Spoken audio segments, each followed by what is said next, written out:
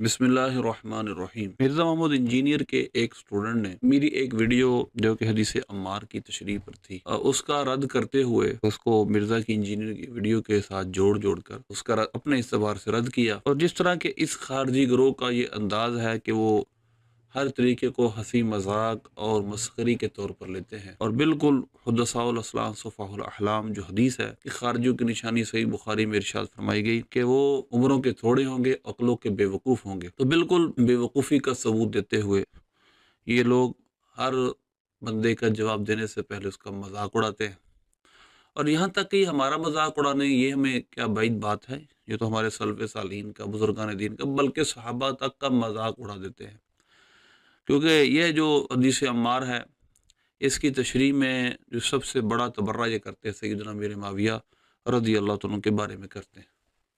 अब ज़रा आप वीडियो का आगाज़ करें, हम पॉइंट टू पॉइंट इसकी बातों का जवाब देंगे जो इसने की हैं। और ये समझते ये हैं कि हमें इन बातों का पता नहीं, या हम बातों का इस मिर्ज़े की इंजीनियर की बातों का रद्द नहीं कर सकते। उसकी बातों में इतना वज़न भी नहीं जिसको रद्द ना किया जा सके, चाहे जाए कि उसका रद्द मुमकिन ही ना हो। तो पहले आप इसकी हम वीडियो शुरू करते हैं। आप देखिए ज़रा कि इस मिर्ज़ा इंजीनियर के चेले ने किस तरह मेरी वीडियो का रद्द करने से पहले किस तरह उसका पहले मजाक बनाया, और मसले को जो कि शरई मसला है और हदीस अम्मार को इन्होंने बोतलों पे लिखा, और बोतलों पे लिख कर बिल्कुल राफियों वाला काम किया। कोड वर्ड की सूरत में एक सहाबी पर तबर्रा है, ये एक सहाबी पर तबर्रा है कि आपने उसके बारे में ऐसी सी गुफ्तगू की, ऐसी सी गुफ्तगू करते हैं, मीम्स बनाते हैं, उनको हम मामू कहते हैं। तो माज़अल्लाह ये आपने निक नेम रख कर, अल्लाह माफ़ करे, उनके बारे में ये गुफ्तगू करते हैं। हालांकि ये बिल्कुल सहाबी के शान निशान नहीं कि उसके बारे में गुफ्तगू यूँ की जाए। जब हम बाद में आए, जो हम पल्ला लोग होते हैं, उनकी आपस में जो बातें होती हैं, बाद वाले लोग उसको दलील नहीं बना सकते। सहाबाए कराम रिज़वान ने जो आपस में गुफ्तगू की, बाद वाले लोग उसको दलील बनाकर किसी एक सहाबी के बारे में नाज़ेबा कलिमात नहीं कह सकते कि फ़लाँ ने कहे। इसके बारे में क्या कुछ है, पहले मैं आपको वीडियो सुना दूँ, उसके बाद आगे वर्स करता हूँ। क्योंकि आजकल सोशल मीडिया पर इस हदीस अम्मार को लेकर बहुत ज्यादा फितना फैलाया जा रहा है।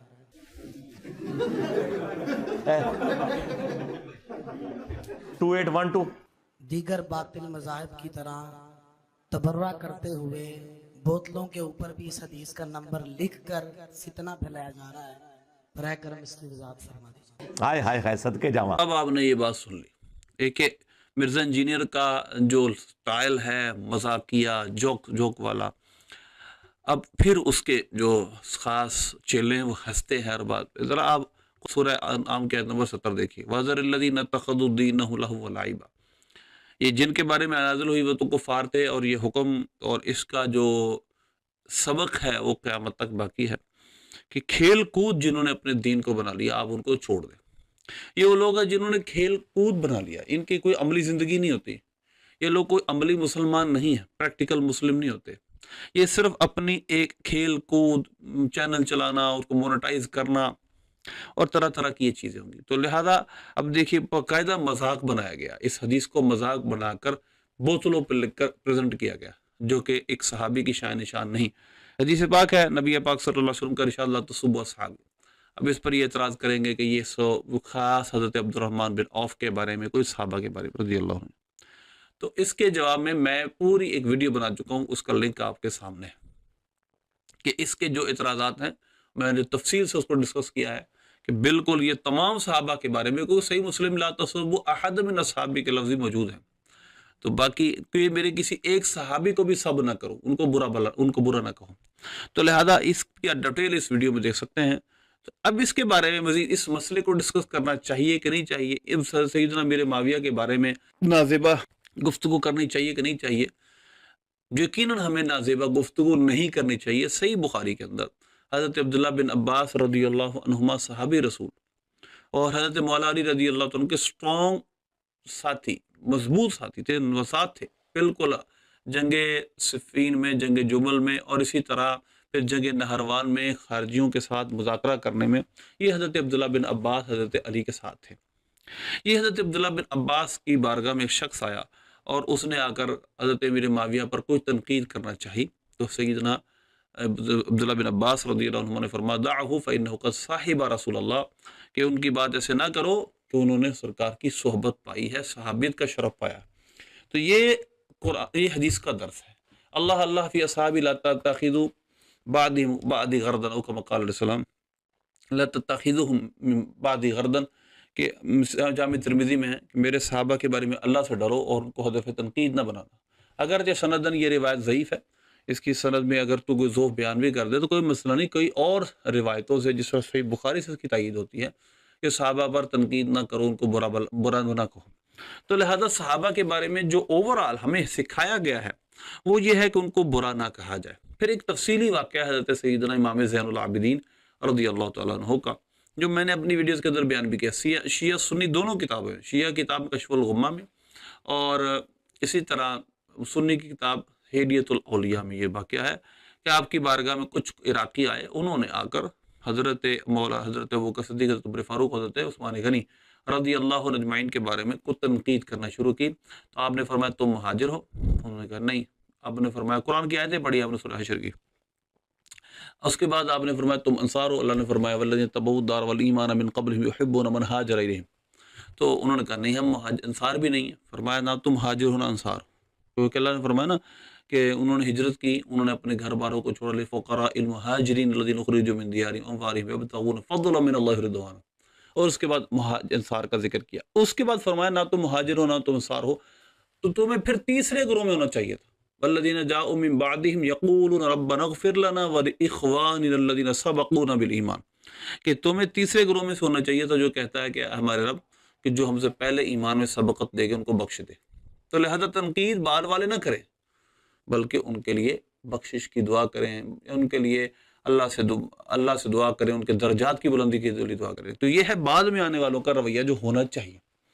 لیکن افسوس یہ ہے کہ اس نے اپنے باطل مذہب کو، باطل خیالات کو، کیونکہ اس کا اپنا ایک باطل فرقہ ہے، اس کو پھیلانے کے لیے اس نے کچھ چیزیں، کچھ مسائل اس نے پکڑے ہیں اور ان کو اس نے تھام کر رکھا ہوا ہے۔ ایک حدیث عمار ہے اور ایک رفع دین اور چند اور باتیں باقی جس پہ اس نے بنیاد رکھی ہوئی۔ تو یہ پہلا پوائنٹ ہے۔ اس پہلے پوائنٹ پر مزید بات کرتے ہیں، لیکن تھوڑا سا مزید سنیں۔ پہلے تے کربلا تو انہوں ہانٹ کر دی سی، ارسل حسن ہانٹ کرے گی۔ اب دیکھیے گا جس میں ہلڑ بازی کا پورا ایک سٹائل میں، اور بالکل یہ مرزا ایسا کرتا ہے اور اس کے چیلے نے ویڈیو ساتھ جوڑی ہے۔ ذرا غور کیجیے گا، میں آپ کے سامنے میں نے پہلے قرآن کی آیات اور حدیث بیان کی تھی کہ صحابہ کے بارے میں اوورآل کامنلی ہمیں کیا تھنکنگ اپروچ رکھنی چاہیے۔ اب میں آپ کے سامنے یہ تاریخ دمشق چل رہی ہے، آپ کے سامنے تاریخ ابن عساکر 81 جلدوں پر مشتمل کتاب ہے۔ میں پہلے بتا دوں، کچھ لوگ کہہ سکتے ہیں کہ یہ کیونکہ آپ کے جو لوگ ہیں بنو امیہ کے غلام ہیں، یہ ہیں۔ آج کے دور میں مرزا علی ہمیں کہہ رہا ہے کہ معاذ اللہ ہم بنو امیہ کے غلام ہیں، ہمیں غلامی کرنے کی ضرورت کیا ہے، ہمیں بنو امیہ سے کیا مل رہا ہے، دنیاوی طور پہ ہمیں کوئی مال ملتا ہے، تنخواہ ملتی ہے تو بات کرو۔ لیکن پھر بھی میں آپ کو اس تاریخ دمشق کا تعارف کروا دوں۔ یہ 81 جلدوں پر مشتمل کتاب ہے اور 5ویں صدی کے یہ عالم ہیں جنہوں نے کتاب لکھی ہے۔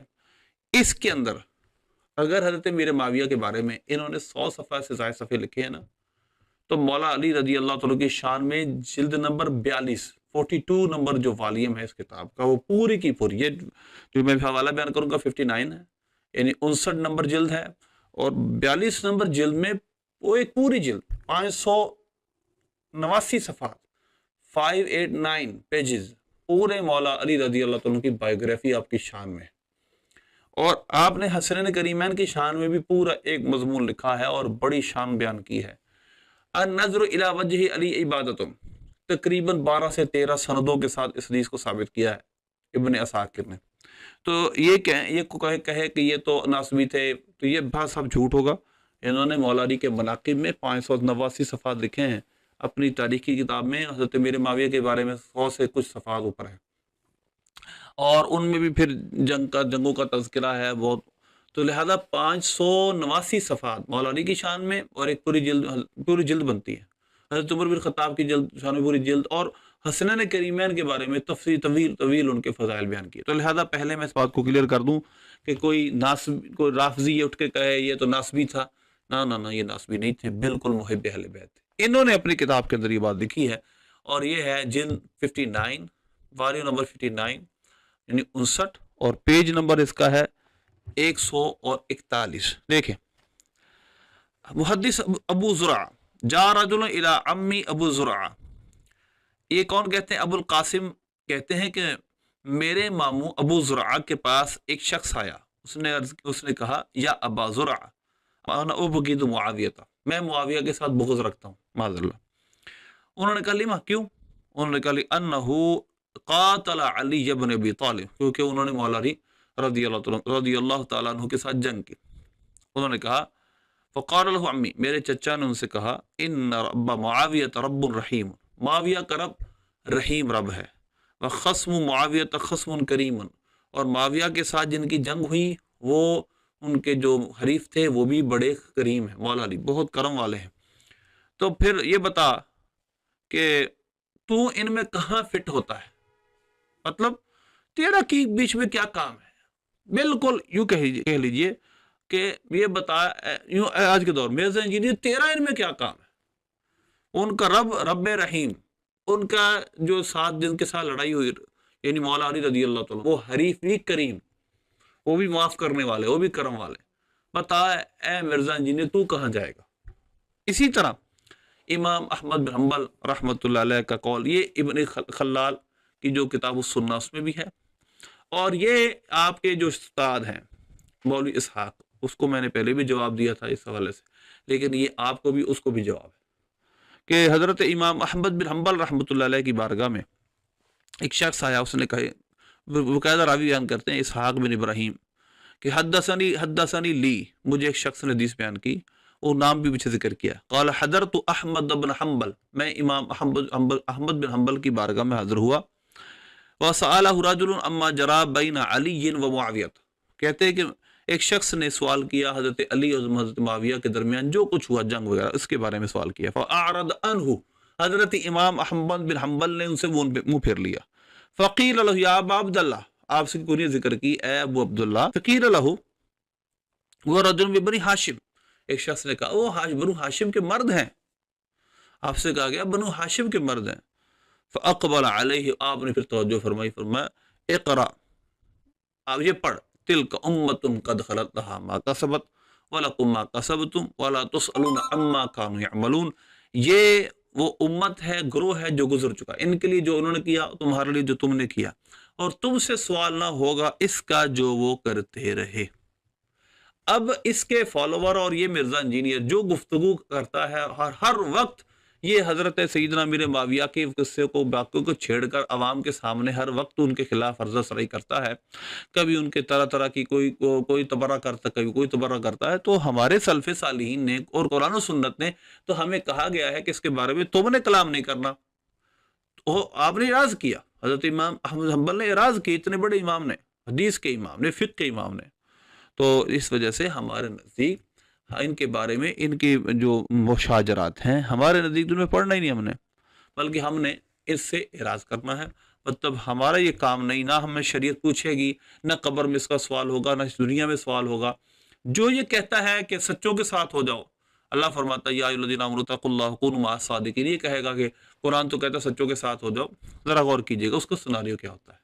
ایک شخص ہمارے سامنے لڑائی ہو رہی ہے اس کی، اب ہم لڑ رہے ہیں اس سے، وہ کوئی اس سے لڑ رہا ہے، ایک حق پہ ایک باطل پہ، تو ٹھیک ہے ہم ایک کے ساتھ دیں گے جو حق پہ ہوگا، لیکن ایک شخص جس کی ہماری لڑائی نہیں ہوئی اور جس کا ہمارا کوئی جھگڑا ہی نہیں ظاہری اعتبار سے، وہ گزر چکے، پہلے ان کی لڑائیاں ہو چکی ہیں، وہ دنیا سے وصال کر چکے، پردہ فرما چکے، اب ہم ان کے بارے میں کس کے ساتھ کھڑے ہوں گے؟ یعنی کون ظالم ہوگا اور ظالم کے ساتھ ہم مظلوم کا ساتھ دیں گے، ظالم کے ساتھ نہیں کھڑے ہوں گے، تو یعنی حق کو قائم کرنے کے لیے اب حق تو گزر چکا، قائم بھی ہو چکا، فیصلے بھی ہو چکے، سب کچھ ہو چکا، اب میں 1400 سال آباد آ کر دوبارہ پھر ان مسائل کو زندہ کرنا شروع کر دوں، جبکہ حق سچ کا ساتھ دینے والوں نے اس وقت ساتھ دیا، بعد میں لوگوں نے فیصلہ کر دیا کہ حق علی کے ساتھ تھا اور سامنے والے خطائے اجتہادی پر تھے، اب میں دوبارہ پھر انہی مسائل کو کھاڑوں، دوبارہ پھر زندہ کروں، تو حق کا ساتھ یہ ہے کہ ہم ان کے بارے میں، دونوں کے بارے میں حسن ظن رکھے، حق پہ مولا علی تھے اور ہمارا حسن ظن حضرت میر معاویہ۔ اس پر انشاءاللہ مزید بات کرتے ہیں، اگلے پوائنٹ پہ آئیں۔ کہتے ہیں جی صلح حسن ہو گئی تھی، سرکار صلح حسن کے بعد لعن اللہ ابا تراب والی حدیث ہے، یہ حضرت معاویہ کے دور کی کم از کم بات ہے یا ان کے بعد کی ہے؟ کیونکہ اس میں ہے آل مروان میں سے ایک شخص گورنر بنا، تو یزید کا دور بھی ہو سکتا ہے، مروان بن حکم کا بھی دور ہو سکتا ہے۔ اب آپ ذرا غور کریں، لعن اللہ تراب، وہ جو بھی ہے، حضرت امام حسن رضی اللہ تعالیٰ عنہ نے جب صلح کر لی تو اس نے کہا صلح کے بعد تو سارا کام ڈالا گیا ہے۔ واللہ عالم کے کام ڈالنے کا مطلب یہ بازاری لفظ اور بازاری جملے کس طرح بے باکی کے ساتھ یہ استعمال کرتا ہے، ہاٹ کرتی اللہ یہ اشارے کرتا باقاعدہ، اتنا بیہودہ انسان کہ جب صحابہ کے بارے میں بھی گفتگو کرتا ہے تو اس طرح بے اعتنائی کے ساتھ، اس بے ادبی کے ساتھ کرتا ہے۔ اب ذرا غور کیجئے، لعن اللہ و تراب، یہ حضرت میرے معاویہ نے نہیں کہا تھا، بلکہ ایک واقعہ ہے، اس کا انشاءاللہ ہم الگ سے تذکرہ کریں گے۔ تو اس کے اندر ایک آل مروان کا ایک شخص تھا، وہ حضرت میرے معاویہ کے دور کی بات ہے۔ تو اس میں حضرت میرے معاویہ کا کیا قصور ہے؟ ان کا کیا قصور اس میں بنتا ہے کہ وہ ایک شخص اگر معاذ اللہ ابن جو بنو امیہ کا ایک شخص، ہم تو صرف بنو امیہ میں حضرت امیر معاویہ رضی اللہ عنہ کا دفاع کرتے ہیں، وہ صحابی رسول ہے، اور تو ہم کسی کا دفاع نہیں کرتے۔ آپ بھی مروان کے تو ہم خود خلاف ہیں، یزید کے تو ہم خود خلاف ہیں۔ آپ کے جو یہاں پر پوائنٹس ہیں وہ کہتے ہیں کہ صلح حسن کے بعد سارا کام ڈالا گیا، تو پہلے تو یہ جملہ ہی درست نہیں کہ اس طرح اتنا بیہودہ اور بازاری جملہ۔ نمبر 2 کہ جو 20 سال کے معاملات ہیں، یعنی 41 سنے سے لے کر 60 سن ہجری تک، یہ درمیان کے جو معاملات ہیں، اس سن ہجری میں جو کام ہوا، جو کچھ غیر شرعی باتیں آپ کرتے ہیں، ان کے الگ فردن جوابات ہیں سارے کے سارے۔ تو لہذا اس وجہ سے یہ جو کام ڈالا گیا، اس میں دوران تو سارا کچھ کیا گیا، یہ بازاری جملے ہیں۔ اور یہ جو بات ابھی کر رہا ہے، یہ تو حضرت میرے معاویہ کے وصال کی بات کی ہے، یزید کا کربلا کا واقعہ ہونے کی بات ہے۔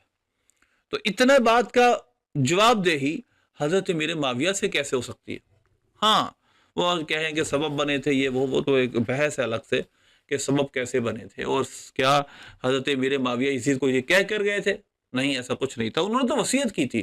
اب یہ ان کی اجتہادی خطا، اب یہ الگ بحث ہے کہ یزید کا ان کو مولی بنانا کیا درست تھا نہیں تھا، یہ ایک الگ بحث ہے۔ لیکن کیا وہ حضرت امام امام حسین رضی اللہ تعالیٰ کے بارے میں یہ کہہ کے نہیں گئے تھے یزید حسین کے بارے میں احتیاط کرنا، مفہوم ہے، ان کے ساتھ تعارض نہ کرنا، اور باقاعدہ اس نے سلوک کی وصیت کر کے گئے تھے میرے معاویہ۔ آگے چلیں۔ حضرت علی یا حسن ابن علی کے دور میں مدینے کا گورنر آل مروان میں سے نہیں تھا۔ کہتے ہیں جی صلح حسن نے ہر چیز کو ختم کر دیا، صلح حسن کے بعد ہی تو کام ڈال رہے ہیں یہ لوگ۔ آج کی ڈیٹ میں صلح حسن ختم ہو چکی ہے، جس طرح صلح حدیبیہ ختم ہو گئی تھی، اور کربلا نے تو قیامت تک کے لیے مور لگا دی کہ صلح حسن ختم ہو چکی، کیونکہ صلح کی شرائط کو انہوں نے وائلیٹ کر دیا۔ یہ بے رب جملے، بے رب جملے کیسے ہیں کہ صلح حسن ختم ہو گئی تھی، آج کی ڈیٹ میں ختم ہو گئی، پوری امت مسلمہ نے کبھی صلح حسن کے ختم ہونے کی بات نہیں کی۔ یہ مرزا انجینئر 1400 سال بعد آ کر یہ صلح حسن کو کہہ رہا ہے وائنڈ اپ ہو چکی تھی، ختم ہو چکی تھی، وہ اس وقت ہی ختم ہو چکی تھی جس طرح صلح حدیبیہ ختم۔ صلح حدیبیہ جب ختم ہوئی تھی اس کے بعد کیا ہوا تھا؟ فتح مکہ، نبی پاک صلی اللہ علیہ وسلم نے مکے پر 10,000 کا لشکر لے کر چڑھائی کی تھی۔ اور یہ بتاؤ اگر صلح حسن شرائط جو وائلیٹ کی گئی تھی، ختم ہو چکی صلح حسن، تو پھر 20 سال تک حضرت سیدنا امیر معاویہ رضی اللہ عنہ کو خلیفہ بنے رہے۔ کسی ایک صحابی نے بھی، کسی ایک بڑے جلیل القدر اس امت کے بڑے نے ان کے خلاف بغاوت کیوں نہیں کی، ان کے خلاف لشکر کشی کیوں نہیں کی؟ کیا وجہ تھی؟ اگر صلح حسن ختم ہو چکی تھی تو صلح حدیبیہ کے ختم ہونے کے بعد فتح مکہ اور غزوہ فتح مکہ ہوا تھا۔ بتاؤ کہ اس کے بعد مسلمانوں نے حضرت عبداللہ بن عباس، حضرت امام حسین نے، حضرت سیدنا امام زین العابدین نے رضی اللہ عنہ، بڑے بڑے صحابہ و تابعین کبار اہل بیت کے عظام کے بڑے، انہوں نے پھر اس 20 سال میں حضرت امیر معاویہ کو تخت پر کیوں بیٹھے رہنے دیا؟ وہ منظم طور پر ان کے خلاف لشکر کشی کیوں نہیں کی؟ تو لہذا صلح حسن کی کوئی شرط ایسی نہیں تھی جس کو وائلیٹ کیا تھا، وہ صلح حسن کی شرطوں کا کوئی وجود ہے۔ اب یہ جو کہتا ہے، آگے ذرا سنیں، کہتے ہیں شرائط کہاں لکھی ہوئی ہے؟ شرائط کا انکار کس نے کیا ہے؟ اہل سنت کے ائمہ شروع سے لکھتے آئے ہیں، اور صلح ہوتی ہی شرائط کے اوپر ہے، بغیر شرائط کے صلح نہیں ہوتی ہے، کیونکہ پوسٹ حضرت حسن نے چھوڑی تھی، حضرت معاویہ نے نہیں چھوڑی تھی، وہ تو گورنر تھے۔ بے ربط اور بے دلیل بے سند جملے۔ پہلی بات، صلح حسن کی شرطیں اہل سنت کے اماموں نے لکھی ہیں۔ کیا نام ان اماموں کا؟ ان اماموں نے لکھ دی ہیں تو اب مان لیں۔ اس جامع ترمذی میں یہ اہل سنت کے امام ہے نا. اس میں یہ میرے سامنے مصنف ابن ابی شیبہ، یہ سیاست ساری، یہ ساری کتابیں، چلو صحیح بخاری صحیح مسلم میں ہے جی کہ چلو مان لیتے، ساری ان میں حدیث کو کلام ہے. لیکن یہ جو میں نے آپ کو کتابیں دکھائی، یہ کیا اہل سنت کے اس امام نے جو کچھ لکھ دیا من و ان آپ کو قبول ہے؟ کیا اس کتاب میں موضوع روایات نہیں ہیں؟ کیا ابن ماجہ میں موضوع روایات نہیں ہیں؟ کہ ان میں ضعیف روایات نہیں ہیں؟ آپ سب کو مانتے ہیں. آپ کا تو صحیح بخاری کی تعلیقات کے بارے میں موقف ہے کہ صحیح بخاری کی صرف وہ روایتیں ہیں صحیح کہ جو سند کے ساتھ ہیں، اور تعلیقات اور جو صحاب اور اقوال ہیں ان کو تو ہم کہتے ہیں کہ وہ صحیح بھی ہیں، وہ ان کی سند پہ کلام اور ان کی صحت میں صحت پر کلام ہوگا. تو آپ تو امام بخاری کی تعلیقات پہ بھی کہتے ہیں کلام ہوگا، اور وہ بھی ہر تعلیق ٹھیک نہیں ہے. تو ہر اہل سنت امام نے کیوں نہیں؟ مولا علی عمدۃ القاری میں اور ایک دو کتابوں میں وہ شرائط لکھی ہیں، اور وہ بھی شرطیں وہ نہیں کہ وہ شرطیں لکھی ہیں اور بے سند ہیں. اگر اہل سنت کے ایک دو اماموں نے وہ بات لکھ دی تو آپ کہتے ہیں سند کے بغیر قبول نہیں، آپ کہتے ہیں سند کے بغیر بھی قبول ہے. اور سائے اور اس طرح کی اور باتیں بغیر سند اگر آپ کے سامنے آپ کو بے سند ملی تو آپ کہتے ہیں یہ کیسے قبول ہو سکتی ہیں؟ تو لہذا جہاں پر اتنی بڑی بات ہو، ایک صحابی پر آپ نے تان کرنا ہو، 20 سال کی خلافت پہ بات کرنی ہو، 20 سال کی امارت پہ بات کرنی ہو، آپ کو بلا سند بھی چیز قبول ہے، کیونکہ آپ کا مقصد ہے اس میں، آپ کے جو دل میں ایک بغض ہے، آپ کے مولوی اسحاق اور مودودی آپ کے اساتذہ نے جو بھرا ہے وہ آپ نکالنا چاہتے ہیں. تو لہذا آپ کو سند کی بھی کوئی حاجت نہیں. جبکہ یہ کتاب، اس کتاب میں لکھا ہے لولا الاسناد اسناد من الدین، اس کے مقدمے نا یہی ہے صحیح مسلم کا مقدمہ، اور آپ اس کے مقدمے کی وجہ سے کہتے ہیں امام مسلم کے جانشین ہیں. امام مسلم کے اس جانشین سے ہم کہتے ہیں کہ امام مسلم تو یہ لکھتے ہیں الاسناد من عبداللہ بن مبارک رحمۃ اللہ علیہ کا قول نقل کرتے ہیں الاسناد من الدین، اسناد دین میں سے. ولولا الاسناد لقال من شاء ما شاء، اگر اسناد نہ ہوتی تو جس کا جو جی چاہتا کہتا. یہ امام مسلم کہہ رہے نا، امام مسلم اپنے مقدمے میں. تو یہ امام مسلم کا جانشین اس مقدمے سے آج فرار کو اختیار کر رہا ہے صلح حسن کی شرائط کے بارے میں. اگر صلح حسن کی شرائط کو سند کی ضرورت نہیں تو بتائیے کسی بھی چیز کو ثابت کرنے کا تاریخی طور پر کیا پیمانہ رہ جائے گا؟ اسی کتاب میں لکھی آ گئی، منون مان لیں بغیر کسی سیاق و سباق کے، ہاں سند کے بغیر لکھی ہو، ہم قرآن و سنت سے اس کو سمجھنے کی کوشش کرتے ہیں. نمبر 2، یہ کہتا ہے صلح بغیر شرائط کی ہوتی نہیں. بھئی کس جگہ لکھا ہے کہ بغیر شرائط کے بغیر صلح نہیں ہوتی؟ کئی ایسی صلح ہوتی آج بھی جس میں کوئی شرط نہیں لگائی جاتی، بلا شرط ہی صلح کر لی جاتی ہے، اور وہ کریموں کا بڑا خاندان تھا، وہ شرائط کے بغیر بھی صلح کر سکتا ہے. تو لہذا اس وجہ سے ایک بات. دوسری جو بات ہے وہ حضرت امام حسن رضی اللہ تعالیٰ کی صلح کی، جو اس نے صحیح بخاری سے ایک بات بیان کی ہے کہ اس کی وجہ کیا بنی، وہ حضرت امیر معاویہ نے خود صلح آفر کی تھی. انشاءاللہ اس پر ہم تفصیلی ایک ویڈیو اور بنائیں گے، لیکن آگے سنیں. اور یہ ایسے ملعون ہیں، ان پہ لعنت ہے، یہ کبھی بھی اہل بیت کا دفاع کر ہی نہیں سکتے. اب ذرا غور کیجیے گا، پہلی بات تو یہ لعنت، اور ویسے مومن کی شان، یہ مومن بہت لعنت کرنے والا، یہ تو بہت لعنتیں کرتا ہے. یعنی ایک دفعہ آپ جگہ جگہ سنیں گے، آپ اس کی جگہ جگہ ویڈیو سنیں گے، فلاں تجھ پہ لعنت ہو، فلاں پہ لعنت. تو یہ تو مومن کا شیوہ ہے. نمبر 2، جب سرکار کی زبان اقدس سے ان کو مسلمان کہا گیا ہے تو کوئی دوسرا ان کو کافر کیسے کہہ سکتا ہے؟ استغفر اللہ، کون یہ کہہ سکتا ہے یار؟ یہ کہتا ہے کس نے کہا کہ، یعنی مطلب یہ خود کہتا ہے کہ حضرت امیر معاویہ مسلمان ہے، اور حضرت سیدنا امیر معاویہ کے مسلمان ہونے کا خود یہ اقرار کرتا ہے. اب ذرا غور طلب بات یہ ہے کہ میں نے تو یہ جو ویڈیو بنائی عوامی تھی، اور ہمارے ہاں خود میری ایک ایسے طبقے کے ساتھ بحث ہوئی جو سنی بھی کہلاتے ہیں، حضرت امیر معاویہ کو کافر بھی مانتے ہیں، اور اسی طرح اللہ یاری اور دیگر شیعہ حضرت امیر معاویہ کو مسلمان نہیں مانتے. تو میرا یہ جو جواب ہے یہ ان کو ہے جو مسلمان نہیں مانتے، اور اس بنا پر بھی وہ دلیل دیتے ہیں کہ حضرت امیر معاویہ نے ان کے ساتھ جنگ کی ہے. اور یہ میرے ساتھ باقاعدہ ہمارا ایک تولہ ہے جس کے ایک فرد کی میرے ساتھ بحث ہوئی، اہل سنت کہلاتا ہے.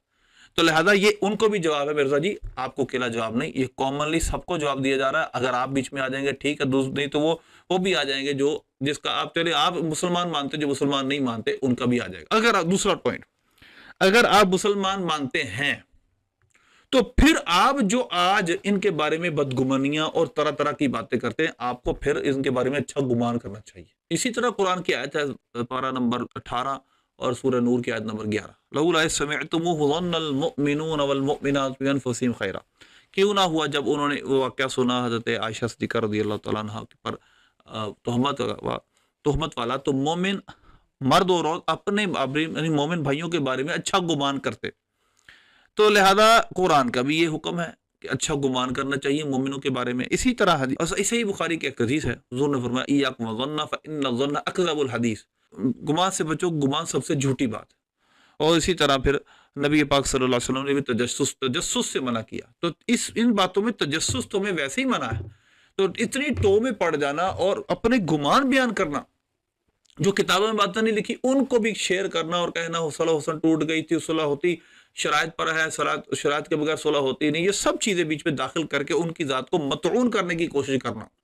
اور اہل سنت کا منہج کیا ہے کہ ہم اس کے معنی میں حسن ظن کریں، اور جب وہ گزر چکے ہیں تو ہمارا حکم ہمارے بارے میں یہ ہے، جس طرح قرآن کی آیت میں نے شروع میں بیان کی کہ ہم ان کے بارے میں اچھا گمان کریں، ان کے لیے دعا کریں۔ آگے چلتے ہیں، اگلا پوائنٹ سنتے ہیں۔ نا مفتی صاحب نا، ہمارے تو پھر ٹھیک دیکھ لینا، حضرت علی نے بھی تو ان کو کوئی نہیں معاف کیا نا۔ اب اگلا جو پوائنٹ ہے آپ نے سنا وہ مرزا انجینئر کا یہ ہے کہ حضرت امیر معاویہ کو امیر شام کو، یہ امیر شام کہتا ہے، یہ بھی اس کا تبرہ کا ایک طریقہ ہے کہ ان کو تو مولا علی نے معاف نہیں کیا، یہ اس کی بات، اور ظاہر ہے کہ وہ حضرت علی کو دشمن مانتا ہے حضرت امیر معاویہ کو، حالانکہ یہ دشمنی نہیں تھی، یہ کیا تھا یہ بھی سمجھنے کی ضرورت ہے۔ پہلے ہم یہ اس ریاستی اختلاف کو، ایک سیاسی معاملے کو آپ مذہبی رنگ دیتے ہیں اور حضرت امیر معاویہ رضی اللہ تعالیٰ کو معاذ اللہ دشمن ثابت کرتے ہیں، اس پر بھی میں آپ کے سامنے بات کروں گا۔ لیکن ابھی فی الوقت مولا علی رضی اللہ تعالیٰ کے درمیان اور حضرت امیر معاویہ کے درمیان جو ہوا، کیا حضرت مولا نے اس کو معاف نہیں کیا؟ کیا حضرت علی کا معاملہ جو میں نے اپنی ویڈیو میں کہا قتلانا و قتلان فی الجنہ، تو اس کے جو فالوور ہیں اور خود بھی یہ کہتا ہے نہیں اس کا معاملہ وہ معاف نہیں ہوئے، وہ مولا نے خود فرما دیا ہے کہ وہ قیامت تک لٹک گیا۔ اب وہ قیامت تک لٹک گیا، اس کا مطلب کیا ہے؟ میں آپ کے سامنے پہلے یہ بیان کر دوں۔ یہ تاریخ دمشق ہے، تاریخ ابن عساکر کی جلد 59 اور اس کا پیج نمبر ہے 139 اور 40، ذرا غور کیجیے گا۔ حضرت مولا علی رضی اللہ تعالیٰ نے فرمایا کہ معاملہ پھر کیا ہوا، الیسیر الامر الیہ و الی معاویہ، یہ معاملہ میرے اور معاویہ کے درمیان چلا گیا۔ اب کیا ہوگا؟ حضرت امیر معاویہ کو اللہ معاف نہیں کرے گا، یا حضرت مولا نے معاف نہیں کیا، ان کی بخشی نہیں ہوگی، کیا ہوگا؟ آگے لفظ دیکھیے، فیحکم لی ویغفر لمعاویہ، میرے حق میں فیصلہ ہو جائے گا، معاویہ کو بخش دیا جائے گا۔ ہاکذا اخبرنی حبیبی رسول اللہ صلی اللہ علیہ وسلم، مولا نے فرمایا اسی طرح مجھے میرے حبیب رسول اللہ صلی اللہ علیہ وسلم نے بتایا۔ تو بات ہی ختم ہو گئی، اس پر جو بحث مباحثہ اس کی تو چڑھی کھڑ گئی۔ اب ذرا غور کیجیے گا، اگلی بحث، اگلی جو روایت ہے اسی پر دیکھیے گا کہ اگلا پیج دیکھیے کہ ایک حضرت عمر بن عبد العزیز رضی اللہ عنہ کا خواب بیان کرتے ہیں، یہ تو اس کو تو آپ معتبر مانتے ہیں نا، یہ تو خاندان اہل بیت سے پیار کرنے والے بھی تھے۔ رأیت النبی صلی اللہ علیہ وسلم فقال لی، میں نے نبی پاک صلی اللہ علیہ وسلم کو خواب میں دیکھا، حضور نے مجھ سے فرمایا فَإِذَا وَلَّيْتَ مِنْ أُمُورِ النَّاسِ فَعْمَلْ بِأَمْرِ هَذَيْنِ، جب تم لوگوں پر عامل بنو، حکمران بنو، تو ان دو شخصوں کی طرح لوگوں کے ساتھ معاملہ کرنا، ابو بکر و عمر۔ ثم خرج علی بن ابی طالب، پھر مولا علی رضی اللہ تعالیٰ نکلے، فقال قضی لی ورب الکعبہ، یا رسول اللہ، کہ میرے حق میں فیصلہ کر دیا گیا اللہ کی قسم، رب کعبہ کی قسم۔ اور ثم خرج معاویہ، پھر حضرت سیدنا میرے معاویہ نکلے، فقال غفر لی ورب الکعبہ یا رسول اللہ، یا رسول اللہ رب کعبہ کی قسم مجھے بخش دیا گیا۔ تو اب یسیر الامر الیہ و الی معاویہ کا مطلب کیا ہے؟ یہ ہے کہ وہ فیصلہ نہیں ہوا، میں نے معاف نہیں کیا، وہ بخشا نہیں جائے گا معاذ اللہ، یہ مطلب اس کا، بخشے وہ بھی جائیں گے، لیکن اس کا مطلب یہ ہے قیامت کے دن اللہ فیصلہ کرے گا ان کے حق میں، مولا علی کے حق میں فیصلہ دے گا اور پھر وہ بخشے جائیں گے۔ وغیرہ حضرت مولا علی کے اپنے، یہ میرے سامنے مصنف ابن ابی شیبہ میں اقوال موجود ہے، اس میں تاریخ دمشق میں بھی ہے، لا تکرہوا امارات معاویہ، معاویہ کی عمارت کو، ان کی حکومت کو برا مت سمجھو۔ جنگ صفین سے واپسی کا یہ واقعہ، لما رجع علی من صفین، جنگ صفین سے واپس لوٹے اس وقت کی بات، واللہ لو فقدتموہ، اگر تم ان کو مفقود کر دو گے، وہ اگر تم سے جدا ہو گئے تو تم دیکھو گے سر جسموں سے جدا ہو رہے ہیں جس طرح کے حنظل کے درخت کاٹے جاتے ہیں۔ تو لہذا مولا علی رضی اللہ عنہ خود فرماتے ہیں ان کی عمارت کو برا نہ سمجھو۔ پھر اسی طرح مولا علی رضی اللہ تعالیٰ نے ایک دفعہ فرمایا، اسی کے اندر روایت ہے، آپ نے فنظر الی اہل الشام، آپ نے اہل شام کو دیکھا. جنگ صفین کی بات ہے. حضرت عبداللہ بن عروہ کہتے ہیں اخبرنی رجل شہید الصفین، کہ ایک شخص نے مجھے خبر دی جو صفین میں حاضر تھا.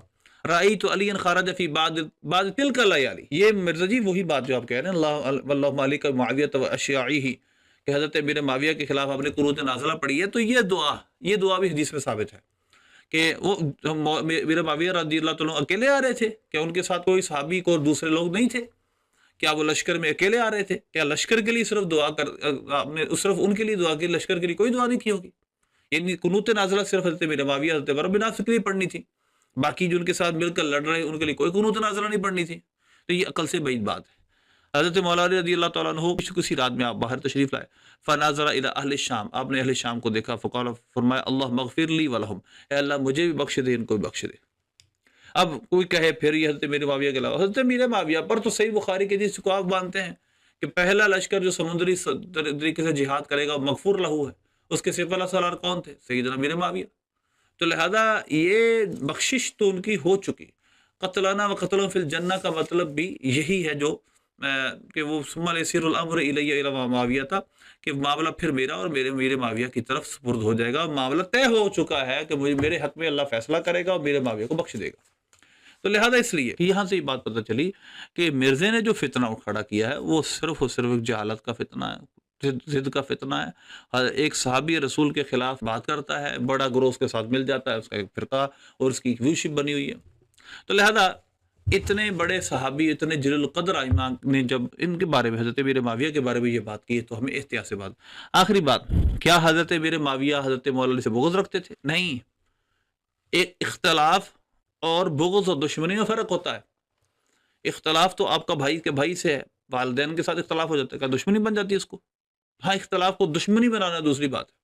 مثلا دیکھیے یہی تاریخ ابن عساکر کی روایت ہے کہ کنت جالسا عند النبی صلی اللہ علیہ وسلم عنده ابو بکر و عمر. حضرت عبداللہ بن عباس فرماتے ہیں میں نبی پاک صلی اللہ علیہ وسلم کے پاس بیٹھا، ساتھ ابو بکر عمر بھی تھے، تو حضرت عثمان بھی تھے، حضرت سیدنا امیر معاویہ بھی تھے. اذ اقبل علی بن ابی طالب، مولا علی رضی اللہ تعالیٰ سرکار کی بارگاہ میں حاضر ہوئے. فقال رسول اللہ صلی اللہ علیہ وسلم لمعاویہ، حضور نے حضرت سیدنا امیر معاویہ سے فرمایا اتحب علی یا معاویہ، اے معاویہ علی سے پیار کرتے ہیں؟ فقال معاویہ ای واللہ لا الہ الا ہو انی لأحبہ فی اللہ حبا شبا شدیدا، کہ اللہ کی قسم میں ان سے بہت پیار کرتا ہوں اور اللہ کے لیے پیار کرتا ہوں.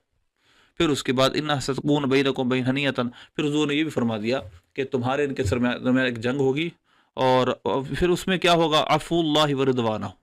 اس کے بعد کیا ہوگا؟ سید میرے معاویہ سے اس کے بعد کیا ہوگا؟ فرمایا اللہ کی معافی ہوگی، اس کی رضوان ہوگی. اور پھر یعنی مطلب یہ ہے نبی پاک صلی اللہ علیہ وسلم نے بھی اس کے بارے میں حضرت میرے معاویہ پر کوئی تان نہیں کیا. اور اس کے بعد حلیۃ الاولیاء میں باقاعدہ مولا علی کے فضائل میں شیعہ سنی، بلکہ یہ سنی کتاب ہے، شیعہ کتابوں میں لکھا ہے کہ وصال کے بعد مولا علی رضی اللہ عنہ کے مناقب کو خود حضرت میرے معاویہ نے سنا، صف لی علیت، کہ میرے لیے حضرت علی کے اوصاف بیان کر، اور پھر روئے بعد میں. تو یہ جنگ قطعاً یہ جنگ کب سے ایک مذہبی جنگ نہیں تھی. قطعاً وہ حضرت سیدنا امیر معاویہ کی دینی فضیلت کے منکر نہیں تھے.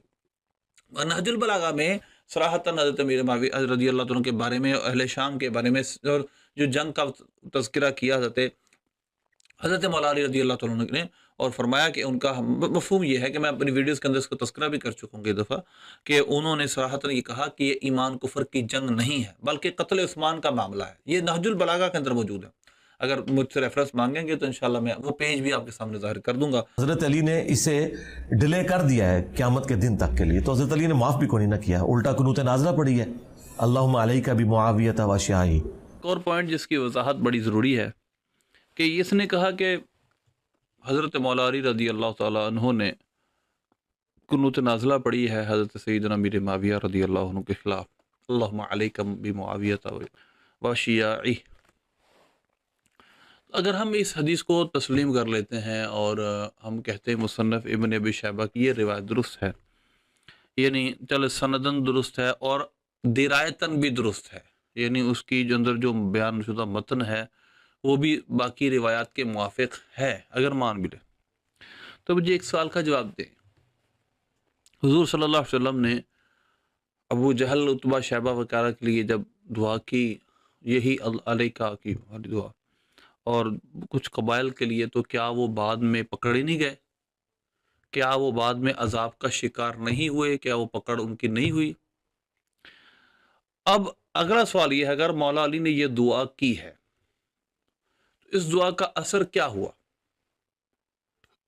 کیا حضرت میرے معاویہ، حضرت عمر بن عاص رضی اللہ عنہ سکوردہ ہوئے؟ کیا وہ دنیا کے اندر ان کے جو مراد و مرام تھے، یعنی ان کا جو خلافت، جو آپ کے مطابق خلافت کے لیے لڑ رہے تھے اور وہ حکومت کے لیے لڑ رہے تھے، تو کیا ان کو نہیں ملی؟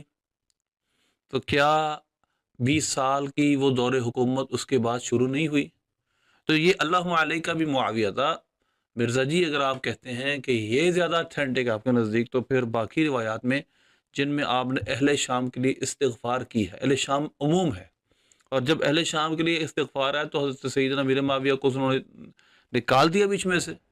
ایسا نہیں ہے۔ دیکھیے، خود سیدنا مولا علی رضی اللہ تعالیٰ عنہ نے فرمایا ہے کہ آپ ان کے لیے استغفار کیا کرتے تھے، آپ نے ان کے لیے خود استغفار کی ہے، باقاعدہ خوابوں کے اندر صحابہ و تابعین کے خواب ایسے موجود ہیں جن میں اہل صفین کی بخشش کا، ان کی مغفرت کا تذکرہ ہے۔